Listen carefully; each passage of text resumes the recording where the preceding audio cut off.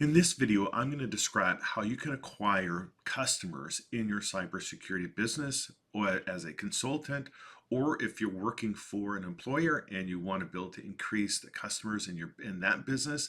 These principles are going to work. In fact, they are so universal, they're applicable to any business, but I'm going to tailor them specifically to cybersecurity.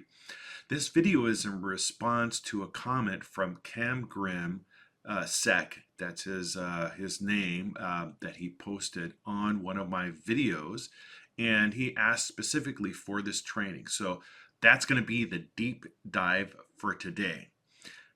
The first way you can acquire customers in cybersecurity is to send unsolicited proposals. I've literally made millions of dollars in my companies using this technique. It's maybe the strongest technique.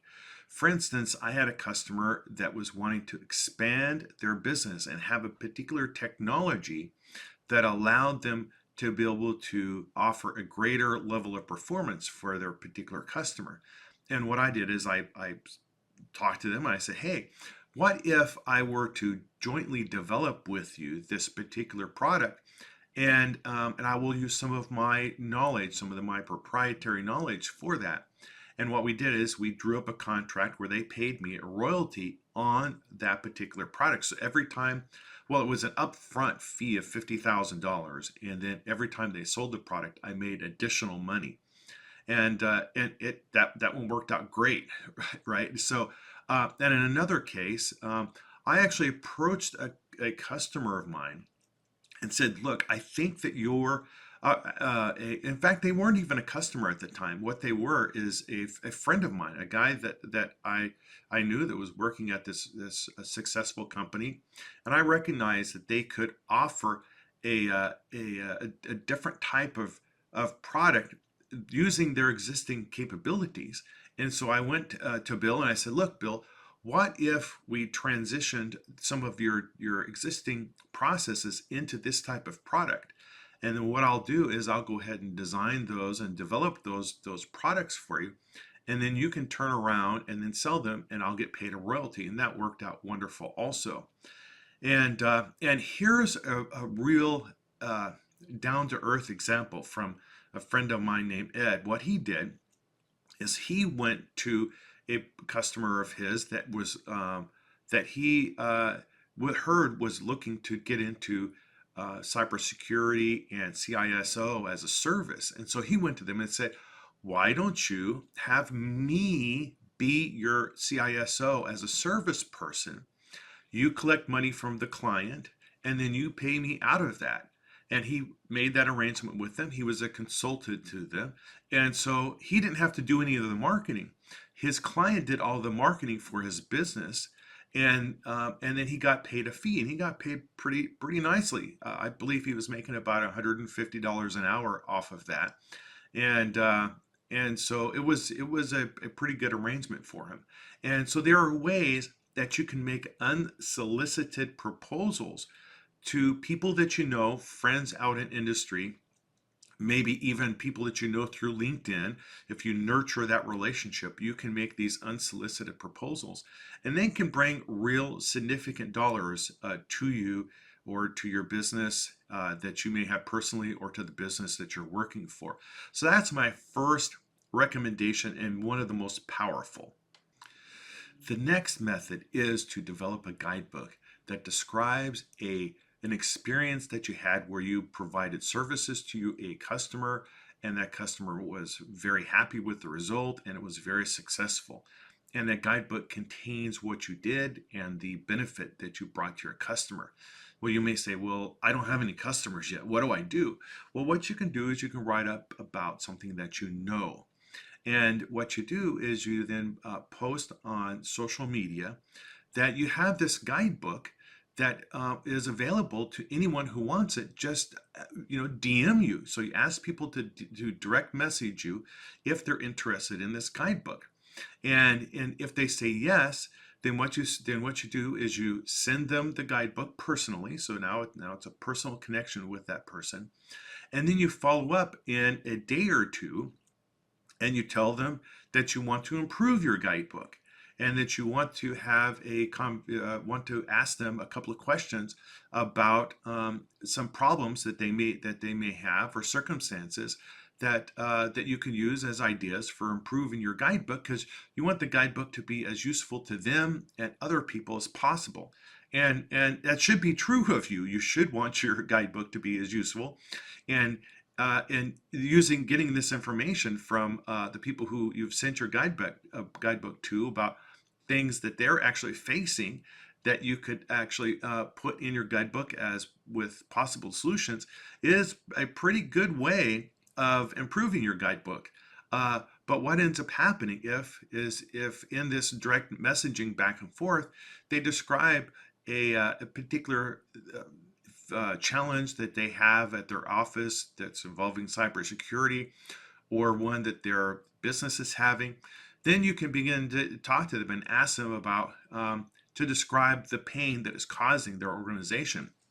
And it begins to open up a conversation with you that eventually leads to you asking the question, if I had a technique that would help you solve your problem, even solve half of it, would it be worth a conversation?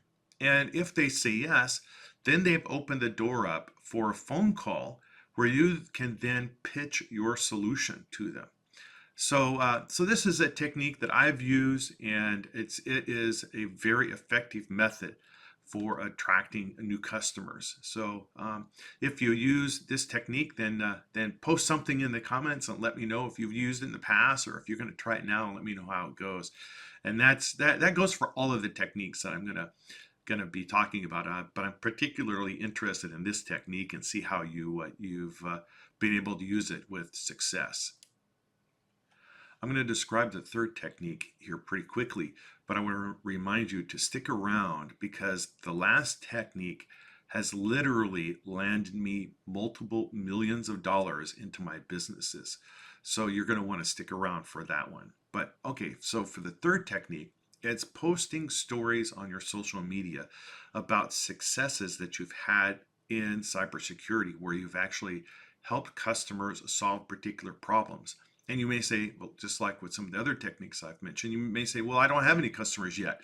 So if that's the case, then post on social media very short descriptions about methods that you know, because of your training, are very useful to people, or particular problems that come up in cybersecurity. For instance, maybe you want to get into the CMMC certification processes that companies have to go through now to get DoD contracts. It's a very lucrative business to be in relative to cybersecurity, because adherence to CMMC standards and being certified is mandated by the U.S. government. So let's say you want to start posting on that. Then you use your knowledge and your background in that area, and you make posts about being CMMC certified as a company, what the steps are, what some of the typical challenges are. So posting examples of your work on social media, or things that you know are a challenge, is a very powerful way to grow your business and to acquire customers. Okay, so now let's discuss this fourth method to acquire customers. It's a long-term play. The three methods I've already described are short-term. You can get started on those right now and win customers today using those techniques. This technique is a long-term play, but the payoff can be significant. Like I said, I've literally won millions of dollars in business for my companies, the companies I've started, using this technique. And the method is to write a book. I've written several books, and I'll tell you a particular story. I was in a conversation with a customer, or a potential customer at that time, about what we would do for them and the problem they were facing. They reached out to me and say, "Hey, Rick, I've got this problem. I've got this supplier, and they're not really doing everything that we want. We want them to do more. And in fact, they've come back to us and they want to double the price that they quoted us originally for the work that they're doing." He said, "I'm not happy with what they're doing, and I'd like to see, what it is that you could do for us." And how did I get to know this particular person? I met his associates at a conference and just sparked up a conversation. And when he had this problem, he remembered me, and so he reached out to me. So anyways, I had this conversation with him, and he described more of the problem he was having with his existing supplier, and so I told him what we could do, and I described a little bit of my background, that I wrote a book on the very topic that he is facing, the very problem he's facing in his business, and that I have a lot of experience in that area, and I think that we could do a very very good job for him. And uh, and uh, the and he said that was great. He would get back to me. About 3 days later, he reached out to me and said, "Hey Rick, I had a conversation with my customer." His customer, so my customer's customer, and he said that he told him that he was going to switch his service provider because the new guy that he has literally wrote the book on the problem that they're facing. And as a result, I was awarded into my company a contract that was worth over $2 million. So that I think it was $2.2 million. So that's a real world story about how writing a book makes you an expert, and it makes you an expert in several ways. First is, if you're going to write a book on a subject, especially if you write it yourself and you don't just use AI to write it, which you can use AI for inspiration, but I certainly wouldn't just put out an AI written book. Put in your ideas and your experiences and your knowledge in that book, and when you do that, guess what? You're going to realize there are some gaps in your knowledge. You're going to have to go off and research those gaps so that you can write about those gaps also and cover those in your book. So when you write a book, you're actually educating yourself more, and you're becoming more of an expert in those things that you're writing about. Because the last thing you want to do is publish a book that has incorrect facts in it, or incorrect methods. And so you really want to research those and make sure that you are doing quality work.